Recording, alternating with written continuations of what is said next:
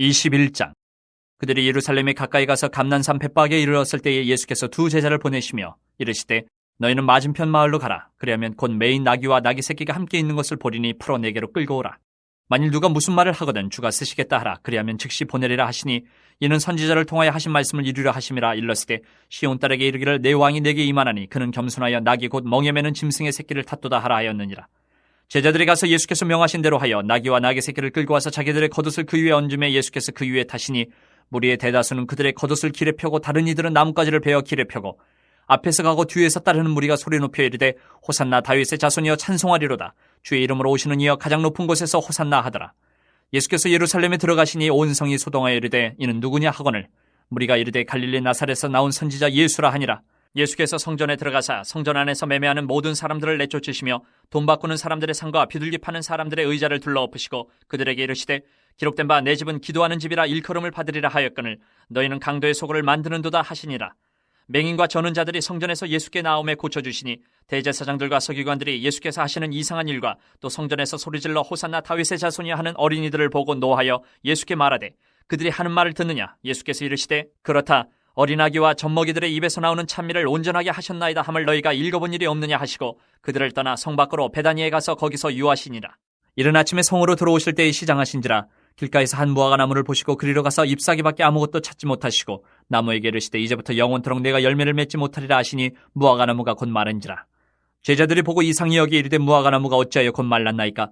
예수께서 대답하여 이르시되 내가 진실로 너희에게 이르노니 만일 너희가 믿음이 있고 의심하지 아니하면 이 무화과 나무에게 된 이런 일만 할 뿐 아니라 이 산더러 들려 바다에 던져지라 하여도 될 것이요 너희가 기도할 때 무엇이든지 믿고 구하는 것은 다 받으리라 하시니라. 예수께서 성전에 들어가 가르치실새 대제사장들과 백성의 장로들이 나와 이르되 내가 무슨 권위로 이런 일을 하느냐 또 누가 이 권위를 주었느냐. 예수께서 대답하시되 나도 한 말을 너희에게 물으리니 너희가 대답하면 나도 무슨 권위로 이런 일을 하는지 이르리라. 요한의 세례가 어디로부터 왔느냐 하늘로부터냐 사람으로부터냐. 그들이 서로 의논하여 이르되 만일 하늘로부터라 하면 어찌하여 그를 믿지 아니하였느냐 할 것이요 만일 사람으로부터라 하면 모든 사람이 요한을 선지자로 여기니 백성이 무섭다 하여 예수께 대답하여 이르되 우리가 알지 못하노라 하니 예수께서 이르시되 나도 무슨 권위로 이런 일을 하는지 너희에게 이르지 아니하리라. 그러나 너희 생각에는 어떠하냐. 어떤 사람에게 두 아들이 있는데 맏아들에게 가서 이르되 얘 오늘 포도원에 가서 일하라 하니 대답하여 이르되 아버지 가겠나이다 하더니 가지 아니하고 둘째 아들에게 가서 또 그와 같이 말하니 대답하여 이르되 실소이다 하였다가 그 후에 뉘우치고 갔으니 그 둘 중에 누가 아버지의 뜻대로 하였느냐. 이르되 둘째 아들이니이다. 예수께서 그들에게 이르시되 내가 진실로 너희에게 이르노니 세리들과 창녀들이 너희보다 먼저 하나님의 나라에 들어가리라. 요한이 의의 도로 너희에게 왔거늘 너희는 그를 믿지 아니하였을 때 세리와 창녀는 믿었으며 너희는 이것을 보고도 끝내 뉘우쳐 믿지 아니하였도다. 다른 한 비유를 들으라. 한 집 주인이 포도원을 만들어 산 울타리로 두르고 거기에 집 짜는 틀을 만들고 망대를 짓고 농부들에게 새로 주고 타국에 갔더니 열매 거둘 때가 가까움에 그 열매를 받으려고 자기 종들을 농부들에게 보내니 농부들이 종들을 잡아 하나는 심히 때리고 하나는 죽이고 하나는 돌로 쳤거늘 다시 다른 종들을 처음보다 많이 보내니 그들에게도 그렇게 하였는지라. 후에 자기 아들을 보내며 이르되 그들이 내 아들은 존대하리라 하였더니 농부들이 그 아들을 보고 서로 말하되 이는 상속자니 자 죽이고 그의 유산을 차지하자 하고 이에 잡아 포도원 밖에 내쫓아 죽였느니라. 그러면 포도원 주인이 올 때에 그 농부들을 어떻게 하겠느냐. 그들이 말하되 그 악한 자들을 진멸하고 포도원은 제때에 열매를 바칠 만한 다른 농부들에게 새로 줄지니이다. 예수께서 이르시되 너희가 성경의 건축자들이 버린 돌이 모퉁이의 머릿돌이 되었나니 이것은 주로 말미암아 된 것이요 우리 눈에 기이하도다 함을 읽어본 일이 없느냐. 그러므로 내가 너희에게 이르노니 하나님의 나라를 너희는 빼앗기고 그 나라에 열매 맺는 백성이 받으리라. 이 돌 위에 떨어지는 자는 깨지겠고 이 돌이 사람 위에 떨어지면 그를 가루로 만들어 흩으리라 하시니 대제사장들과 바리새인들이 예수의 비유를 듣고 자기들을 가리켜 말씀하심인 줄 알고 잡고자 하나 무리를 무서워하니 이는 그들이 예수를 선지자로 알미었더라. 22장. 예수께서 다시 비유로 대답하여 이르시되 천국은 마치 자기 아들을 위하여 혼인잔치를 베푼 어떤 임금과 같으니 그 종들을 보내어 그 청한 사람들을 혼인잔치에 오라 하였더니 오기를 싫어하거늘 다시 다른 종들을 보내며 이르되 청한 사람들에게 이르기를 내가 오찬을 준비하되 나의 소와 살찐 짐승을 잡고 모든 것을 갖추었으니 혼인잔치에 오소서 하라 하였더니 그들이 돌아보지도 않고 한 사람은 자기 밭으로 한 사람은 자기 사업하러 가고 그 남은 자들은 종들을 잡아 모욕하고 죽이니 임금이 노하여 군대를 보내어 그 살인한 자들을 진멸하고 그 동네를 불사르고 이에 종들에게 이르되 혼인잔치는 준비되었으나 청한 사람들은 합당하지 아니하니 네거리 길에 가서 사람을 만나는 대로 혼인잔치에 청하여 오라 한데 종들이 길에 나가 악한 자나 선한 자나 만나는 대로 모두 데려오니 혼인잔치에 손님들이 가득한지라. 임금이 손님들을 보러 들어올새 거기서 예복을 입지 않은 한 사람을 보고 이르되 친구여 어찌하여 예복을 입지 않고 여기 들어왔느냐 하니 그가 아무 말도 못하거늘 임금이 사원들에게 말하되 그 손발을 묶어 바깥 어두운 데에 내던지라 거기서 슬피 울며 이를 갈게 되리라 하니라. 청함을 받은 자는 많되 택함을 입은 자는 적으니라. 이에 바리새인들이 가서 어떻게 하면 예수를 말의 올무에 걸리게 할까 상의하고 자기 제자들을 헤롯 당원들과 함께 예수께 보내어 말하되 선생님이여 우리가 아노니 당신은 참되시고 진리로 하나님의 도를 가르치시며 아무도 꺼리는 일이 없으시니 이는 사람을 외모로 보지 아니하십니이다. 그러면 당신의 생각에는 어떠한지 우리에게 이르소서. 가이사에게 세금을 바치는 것이 옳으니이까 옳지 아니하니이까 하니 예수께서 그들의 악함을 아시고 이르시되 외식하는 자들아 어찌하여 나를 시험하느냐. 세금 낼 돈을 내게 보이려 하시니 데나리온 하나를 가져왔거늘 예수께서 말씀하시되 이 형상과 이 글이 누구의 것이냐. 이르되 가이사의 것이니이다. 이에 이르시되 그런즉 가이사의 것은 가이사에게 하나님의 것은 하나님께 바치라 하시니 그들이 이 말씀을 듣고 놀랍게 여겨 예수를 떠나가니라. 부활이 없다 하는 사두개인들이 그날 예수께 와서 물어 이르되 선생님이여 모세가 일렀을 때 사람이 만일 자식이 없이 죽으면 그 동생이 그 아내에게 장가들어 형을 위하여 상속자를 세울지니라 하였나이다.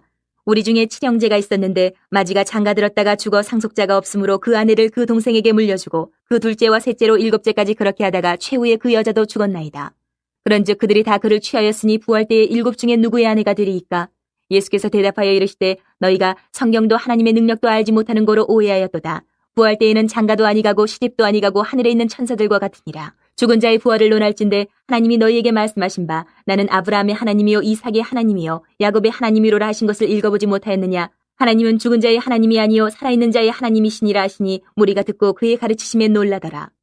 예수께서 사두개인들로 대답할 수 없게 하셨다 함을 바리새인들이 듣고 모였는데 그중에 한 율법사가 예수를 시험하여 묻되 선생님 율법 중에서 어느 계명이 크니까? 예수께서 이르시되 내 마음을 다하고 목숨을 다하고 뜻을 다하여 주 너희 하나님을 사랑하라 하셨으니 이것이 크고 첫째 되는 계명이요 둘째도 그와 같으니 내 이웃을 내 자신같이 사랑하라 하셨으니 이 두 계명이 온 율법과 선지자의 강령이니라. 바리새인들이 모였을 때에 예수께서 그들에게 물으시되 너희는 그리스도에 대하여 어떻게 생각하느냐. 누구의 자손이냐. 대답하되 다윗의 자손이니이다. 이르시되 그러면 다윗이 성령에 감동되어 어찌 그리스도를 주라 칭하여 말하되 주께서 내 주께 이르시되 내가 내 원수를 내 발 아래에 둘 때까지 내 우편에 앉아있으라 하셨도다 하였느냐. 다윗이 그리스도를 주라 칭하였은즉 어찌 그의 자손이 되겠느냐 하시니 한마디도 능히 대답하는 자가 없고 그날부터 감히 그에게 묻는 자도 없더라. 23장.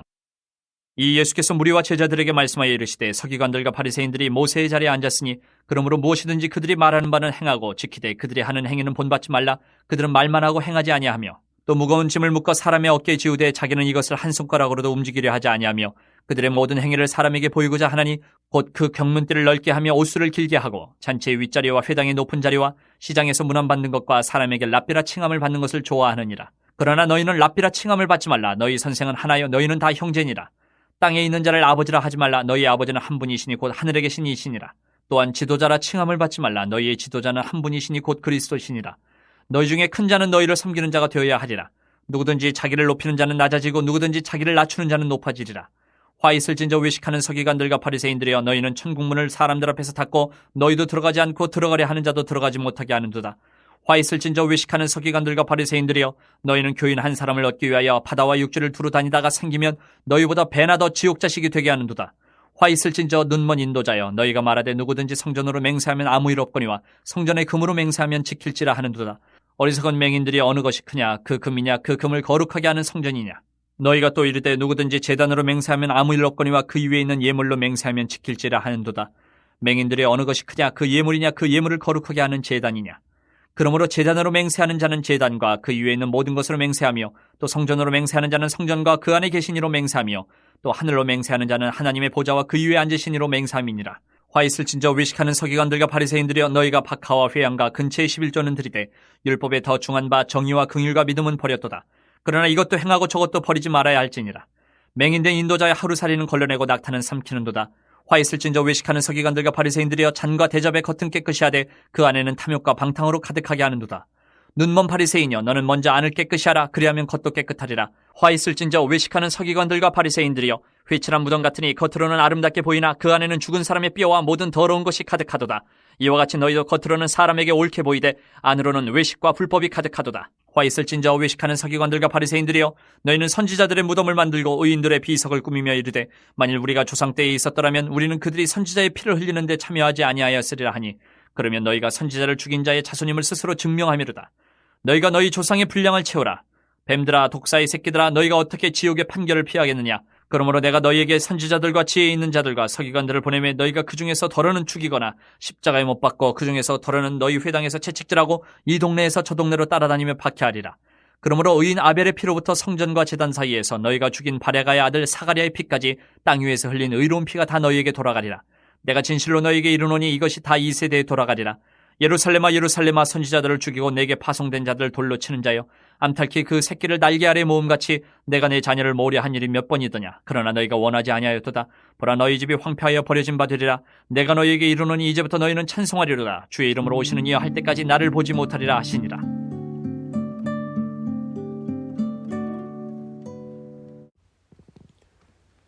예수님께서 십자가에 달려 죽으시기 위해 본격적으로 예루살렘에 입성하시고 그 이후 일어난 이야기들이 마태복음 21장에서부터 시작됩니다. 성경을 연구하는 학자들은 예수님께서 당시 예루살렘에 머무신 기간을 일주일 정도로 추측합니다. 정확한 날수를 알 수 없다는 말입니다. 하지만 한 가지 확실한 것은 예수님께서 예루살렘에 머무신 기간 중 초반에는 대외적인 활동을 하셨고 후반부에는 12명의, 그러니까 12명의 제자들하고만 시간을 보내셨다는 것입니다. 오늘 본문 마태복음 21장에서 23장은 예수님께서 예루살렘에서 행하신 일들의 초반부, 즉 대외적인 활동에 대한 기록을 하고 있습니다. 21장 1절에서 11절은 예수님께서 스가랴 9장 9절의 메시아 예언과 같이 나귀 새끼를 타고 예루살렘에 입성하신 것을 기록하고 있습니다. 예수님의 예루살렘 입성하시는 장면과 함께 스가랴의 메시아 예언을 언급하는 것은 예수님께서 바로 메시아, 즉 그리스도이심을 확인시키기 위함입니다. 또 나귀를 탔다고 하는 것은 그분께서 특별히 평화의 왕이시라는 것을 의미합니다. 왕은 전쟁에 임할 때는 말을 타지만 보통 때에 백성들 사이를 오갈 때는 나귀를 탑니다. 예수님은 누군가를 죽이고 승리를 따낸 전쟁의 왕으로서가 아니라 자신의 백성들을 돌보는 평화의 왕이신 것입니다. 21장 12절에서 17절은 예수님께서 성전에서 재물을 판매하는 상인들을 내쫓으신 일을 기록하고 있습니다. 일단 구약의 율법을 살펴보면 성전에서 장사하는 것이 불법은 아닙니다. 성전까지 오는 여정이 길면 그 기간 동안 제물로드릴 가축에게 신체적인 문제가 생기거나 심지어는 죽을 수도 있었기 때문에 하나님께서는 먼 곳에서 오는 사람들에게는 가지고 온 돈으로 제사를 드리는 현장에서 구입하게 하셨습니다. 그럼에도 불구하고 예수님은 그 모든 상인들을 성전에서 내쫓으셨습니다. 성경을 연구하는 학자들이 추측하기로는 당시 상인들이 제물로 드리기에 적합하지 않은 상태의 가축을 팔았고 구입자들에게 바가지를 씌웠다고 합니다. 그리고 제사장들은 그것을 눈감아주고 뒷돈을 받았다고 합니다. 하지만 이러한 이야기는 오늘 본문만 읽어서는 알 수 없는 내용입니다. 본문은 그런 이야기는 하지 않고 예수님께서 상인들을 모두 내쫓은 이후 시각장애인들과 다리를 저는 사람들이 예수님께 나와왔고 예수님께서 그들을 고쳐주셨다는 이야기만 합니다. 제사의 본질은 하나님을 대면하는 것으로 특별히 하나님의 자비를 내려받는 것입니다. 제사를 통해 죄의 값이 죽음이라는 엄한 가르침을 받으면서 동시에 하나님의 용서를 받기 때문입니다. 심지어 번제와 속죄제를 제외한 모든 제사의 제물들은 사람들에게 다시 돌아가서 음식으로 사용되었습니다. 그렇게 사람들에게 돌려진 제물들은 제사장들과 레위 사람들, 제물을 드린 당사자와 그 가족, 그리고 어려운 이웃들에게 돌려져야 했습니다. 제사는 하나님께서 죽음에 처한 자들에게 자비를 베푸시고 생명을 주신다는 사실을 믿을 뿐만 아니라 자신의 삶에서 하나님처럼 자비한 사람이 되는 것입니다. 당시 성전에서 제사가 문제없이 시행되고 있었습니다. 또 제물을 매매하는 것도 율법에 따라 행해진 것이었습니다. 하지만 그곳에는 자비가 없었습니다. 성전에서 자비가 베풀어질 것이라고 기대하고 모였던 많은 장애인들이 찾아간 사람은 제사를 드리려 했던 수많은 사람들이 아니라 예수님 한 분이었습니다. 예수님께서는 종교적 의무감과 돈에 대한 욕심이 한데 섞여서 하나님의 자비를 전혀 찾을 수가 없는 제사가 이루어지는 것에 대한 분노를 나타내신 것입니다. 21장 18절에서 22절은 예수님께서 성전 밖에 있던 한 무화과 나무를 저주하여 말라 죽게 하신 일을 기록하고 있습니다. 잎사귀는 무성하게 나 있지만 열매는 내지 못하는 나무가 말라 죽는 저주를 받은 것처럼 앞서 제사는 무수하게 수행되고 있지만 자비라는 열매는 내지 못하는 성전도 저주를 받을 것입니다. 그리고 흥미로운 점은 예수님께서 자신이 왜 그 무화과 나무를 저주하셨는지에 대한 이유를 알려주시지는 않고 그 일을 믿음으로 행했다는 말씀만 하셨다는 것입니다. 아마도 제자들에게 너희들의 마음속 깊은 곳에 정말로 하나님께 대한 믿음이 있느냐는 물음을 던지시는 것 같습니다. 21장 23절부터 22장까지는 예수님께서 당시 이스라엘의 각종 지도자들과 논쟁을 벌이신 일을 기록하고 있습니다. 첫 번째 논쟁은 제사장들과 장로들로부터 시작됩니다. 그들은 예수님께서 하시는 일에 대하여 누구의 허가를 받고 하는 일인지를, 즉 권위의 문제를 따집니다. 그들은 속으로 하나님께서 예수님에게 가르침과 기적을 행할 권위를 줬을 리가 없다고 생각하고 있었습니다. 그런데 예수님은 그들의 질문을 들으시고 역으로 질문하십니다. 세례 요한의 세례가 하나님으로부터 나온 것인지 아니면 요한 자신에게서 나온 것인지를 물어보신 것입니다. 하나님으로부터 나온 것이라고 대답하면 그러면 왜 회개하지 않고 그의 세례를 받지 않았느냐는 비난을 받을 것이고요. 요한이 제 멋대로 말한 것이라고 대답하면 당시 세례 요한을 선지자로 생각했던 많은 사람들이 그 자리에서 자신들을 돌로 칠 것 같아서 그들은 대답을 아예 안 해버립니다. 그들은 나름 합리적인 대응을 했지만 자신들의 속마음을 들켜버립니다. 그들은 하나님의 권위를 중요하게 여긴다고 했지만 사실 그들은 거기에서 하나님을 빼고 오직 권위 자체만을 중요하게 여긴 것입니다. 지배층에 속하여 피지배층의 사람들보다 많은 특권을 누리는 것에 대하여 세례 요한과 예수님이 걸림돌이 되었기 때문에 하나님의 권위를 운운했을 뿐이었습니다. 그들의 속마음을 확인하신 예수님은 곧바로 그들을 비난하는 세 개의 비유를 시작하십니다. 첫째는 두 아들 비유입니다. 맏아들은 포도원에 가서 일하라는 아버지의 명령에 네 라고 대답만 하고 일은 전혀 하지 않았습니다. 반면에 둘째 아들은 처음에는 아니오라고 말했지만 나중에 다시 돌아와 일을 했습니다. 지배계급의 특권에 대한 집착을 하나님의 이름으로 거룩하게 포장하고 지배계급의 의무인 피지배계급을 향한 자비에는 관심이 없는 자들이 바로 그 맏아들과 같다는 비유입니다. 둘째는 포도원 소장농 비유입니다. 한 포도원 주인이 멀리 여행을 떠나게 되어 소장농들을 고용하여 포도원을 맡겼습니다. 열매를 거둘 때가 되어 그 소출을 받기 위해서 주인은 많은 종들을 포도원에 여러 번 보내야 했습니다. 왜냐하면 고용했던 소장농들이 그 포도원의 소출을 하나도 주지 않으려고 주인이 보낸 종들에게 폭력을 행사하고 쫓아내버렸기 때문입니다. 그래서 이 주인은 자신의 아들을 보내면 그 소장농들이 따를 것이라고 생각하고 그 아들을 보냅니다. 하지만 소장농들은 주인의 아들이 나중에 포도원의 주인이 될 사람이라는 것을 알고 아예 그를 죽여버립니다. 이스라엘의 주인은 하나님이라고 말만 하고 실제로는 자기들이 주인이라고 생각하는 당시 이스라엘의 지도자들을 비난하는 비유입니다. 건축 전문가들의 눈에는 쓸모없는 것으로 여겨진 돌이 한 건물의 주춧돌이 된 것처럼 하나님의 아들이신 예수님은 기이하게도 당시 이스라엘의 지도자들, 성경 전문가들, 신앙 전문가들이 보기에 아주 하찮은 사람으로만 보였습니다. 그래서 그들이 예수님을 아주 만만하게 여기고 들이받는다면 오히려 자신들이 깨어질 것이고 예수님께서 그들과 싸우실 때 그들은 예수님을 이기지 못할 것입니다. 그분은 건축자들이 버린 돌처럼 변변찮은 모습을 갖고 계셨지만 하나님의 아들이셨기 때문입니다. 셋째는 혼인잔치 비유입니다. 한 왕이 자신의 아들의 혼인잔치를 베풀 계획을 하고 미리 손님들에게 초청장들을 보냈습니다. 그리고 혼인잔치 당일이 되었을 때 종들을 시켜서 초청한 손님들이 참여할 수 있게 합니다. 하지만 초청된 손님들이 모두 참여를 거절합니다. 왜 그랬을까요? 아마도 이유는 두 가지로 생각됩니다. 첫째, 그들은 왕을 전혀 존중하지 않았다는 것입니다. 둘째, 혼인잔치에 참여하지 않아도 스스로 충분히 재미있고 배부를 수 있는 처지에 있었다는 것입니다. 아무튼 화가 난 왕은 상식적으로 이해할 수 없는 행동을 합니다.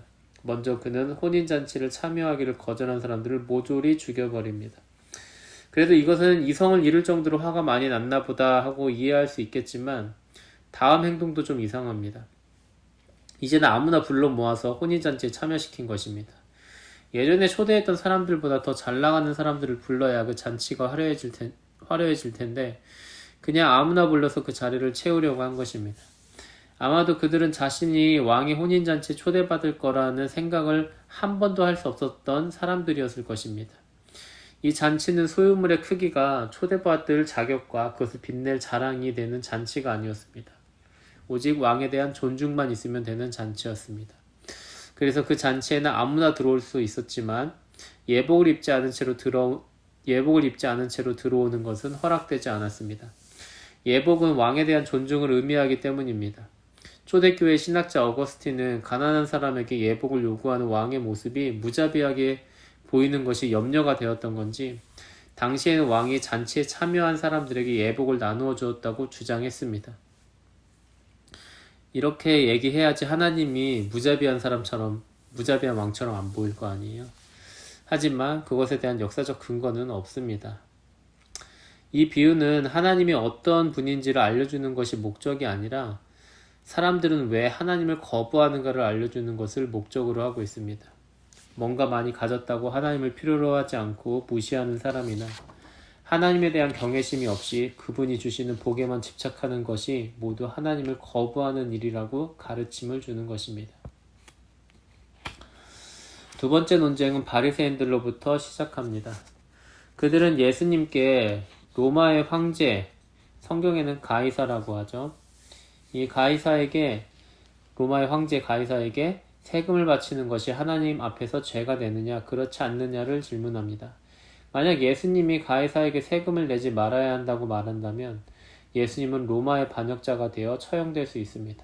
반대로 가이사에게 세금을 내도 좋다고 말하면 하나님의 백성인 이스라엘을 압제하는 로마의 편을 든 것이기 때문에 당시 이스라엘 사람들에게 돌을 맞을 수 있었습니다. 예수님은 역시나 바로 대답을 안 하시고 질문을 한 사람들에게 주머니에 있는 동전을 꺼내보라고 말씀하십니다. 그 동전의 이름은 데나리온이고 그것에는 로마의 황제의 얼굴이 새겨져 있었습니다. 가이사의 얼굴이 새겨져 있는 거죠. 그들이 데나리온을 꺼낸 순간 논쟁은 사실상 끝이 납니다. 그 자리에서 로마 황제의 얼굴이 새겨진 동전을 사용하지 않는 사람이 단 한 사람도 없었을 것이기 때문입니다. 다른 말로 로마에 세금을 내고 있지 않는 사람이 단 한 명도 없었다는 것입니다. 로마의 황제에게 세금을 내는 것을 정죄하려면 먼저 자신이 그렇게 하지 않고 그렇게 하고 있지 않아야 하는데 그 자리에 있던 모두가 로마의 황제에게 세금을 내고 있었던 것입니다. 상황이 이렇게 정리되자 예수님께서는 가이사의 것은 가이사에게, 하나님의 것은 하나님께 바치라 라고 말씀하십니다. 일단 예수님은 로마의 황제에게 세금을 내는 것은 전혀 문제가 안 된다고 말씀하신 것입니다. 하지만 하나님의 것은 하나님께 바치라는 말은 무슨 뜻일까요? 이 말씀의 뜻이 무엇인지는 가르쳐 주시지 않았습니다. 그 뜻에 대해 우리가 할 수 있는 짐작은 예수님께서 당시 이스라엘 사람들에게 분노하신 지점을 살펴보고 그것을 유추해 보는 것입니다. 예수님은 당시 이스라엘 사람들이 로마의 압제에 순응하는 것 자체를 정죄하신 적이 없으십니다. 구약에서도 하나님은 이스라엘을 향하여 그들을 압제했던 강대국들에 저항하지 말고 오히려 순응할 것을 명령하셨습니다. 예수님이 분노하셨던 이스라엘의 잘못은 앞서 살펴본 것처럼 제사는 있는데 자비는 없는 삶의 방식이었습니다.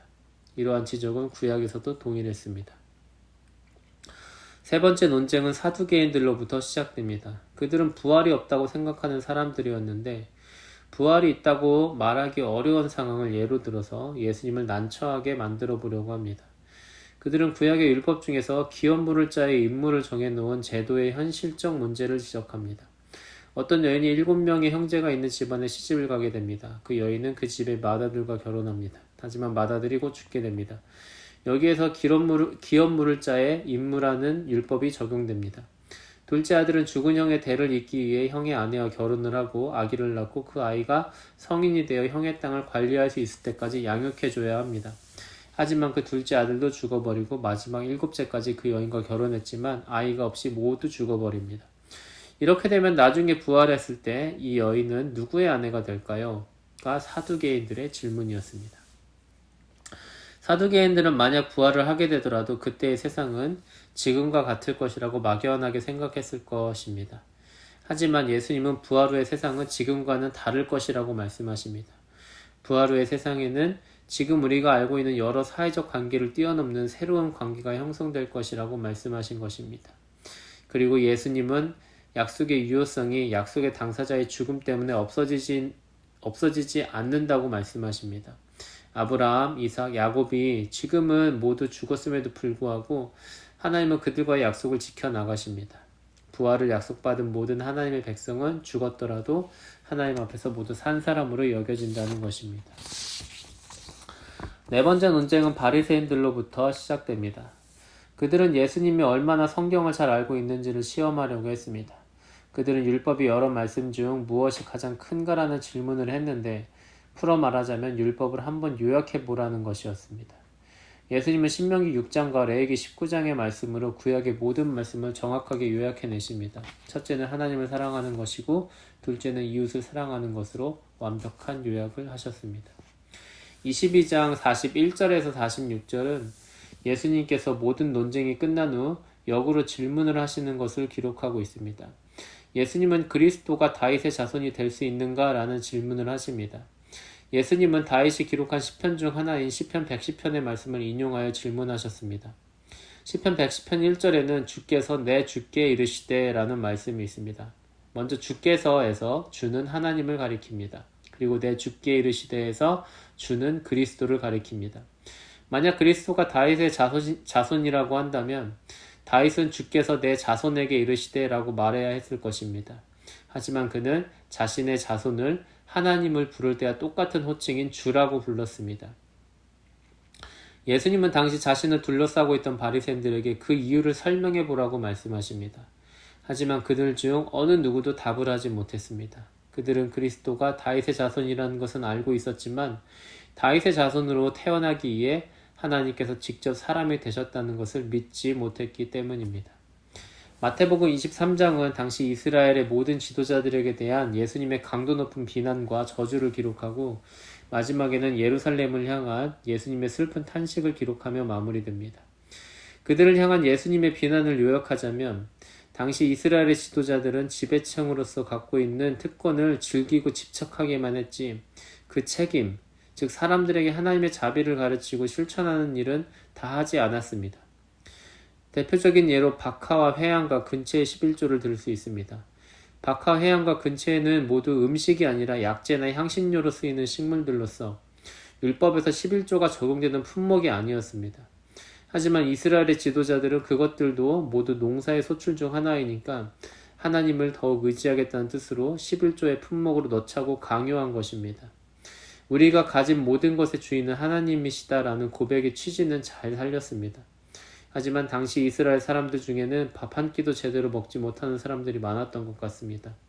성인 남자만 5,000명이었기 때문에 실제로는 더 많은 사람들이 경험했던 오병이어의 기적의 단면은 밥 한 끼도 제대로 먹지 못한 사람들이 너무나 많았다는 것입니다. 11조는 하나님께 감사의 고백을 하기 위한 헌금 제도이면서 어려운 사람들을 돕는 수단이었습니다. 하지만 당시 그렇게 하지 않아도 되는 박하, 회양과 근처의 11조까지 걷어지고 있었음에도 불구하고 굶고 지내는 사람들이 너무나 많았습니다. 어려운 이웃들에게 돌아가야 할 재물들이 다른 곳으로 새어나가고 있었다는 것입니다. 하나님께 대한 감사는 있는데 하나님의 자비는 찾을 수 없는 것이 당시 유대교였습니다.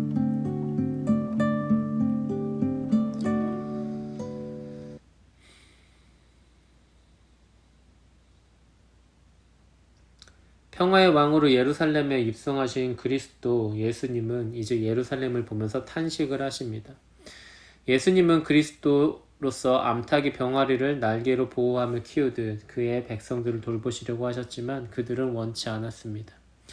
그들은 자신들에게 자비가 부족한 것이 아니라 권위가 부족하다고 생각했고 겉으로 보기에 권위가 전혀 없어 보이는 예수님을 무시한 것입니다. 물론 그들도 그리스도를 기다렸습니다. 다만 그들이 원하는 그리스도는 상대를 짓밟을 만한 권위를 가진 왕이었지 다른 사람을 살리기 위해 자신이 짓밟히는 평화의 왕이 아니었습니다.